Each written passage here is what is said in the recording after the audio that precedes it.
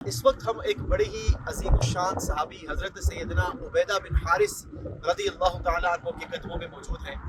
یہ وہ بدری صحابی ہیں کہ جنہوں نے جنگ بدر میں سب سے پہلے زخمی ہونے کی سعادت حاصل کی اور سب سے آخر میں شہادت آپ نے نوش فرمائی۔ آپ کی سیرت کے حوالے سے ملتا ہے کہ آپ زندگی میں تنہا رہنا پسند کرتے تھے اور تنہائی آپ کو بہت زیادہ عزیز تھی۔ اور آپ یہ دیکھیے کہ آج ان کا مزار بھی اللہ تبارک و تعالیٰ نے ان کو کیسا عطا فرمایا۔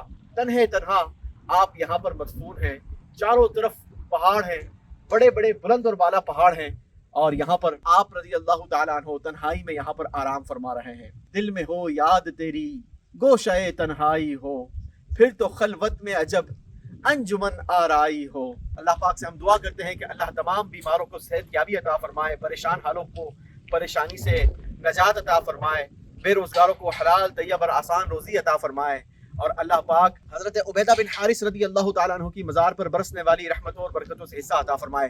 آپ کی مزار کے بالکل ساتھ ہی ایک کنواں بھی موجود ہے، اور اس کے پانی کو استعمال کرنے سے بزرگ بتاتے ہیں کہ شفا نصیب ہوتی ہے۔ اللہ تبارک و تعالیٰ ہمیں بھی اس پانی کی برکتیں عطا فرمائے۔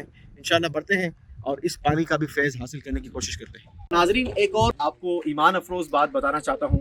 اللہ والے جہاں بھی ہوں اس جگہ کو آباد کر دیا کرتے ہیں۔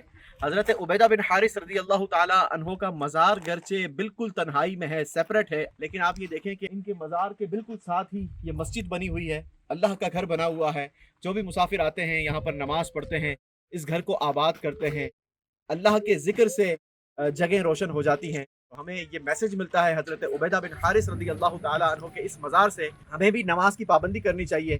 ہم اللہ سے دعا کرتے ہیں کہ اللہ ہمیں بھی نماز کی پابندی نصیب فرمائے، اور اللہ پاک حضرت سیدنا عبیدہ بن حارث رضی اللہ تعالیٰ عنہ کی مزار پر برسنے والی رحمتوں اور برکتوں سے ہمیں حصہ عطا فرمائے، اور اللہ کریم آپ کی شہادت کا صدقہ ہم سے بھی دین متین کی کوئی خدمت لے لے اور ہمیں بھی شہیدوں میں شامل فرمائے۔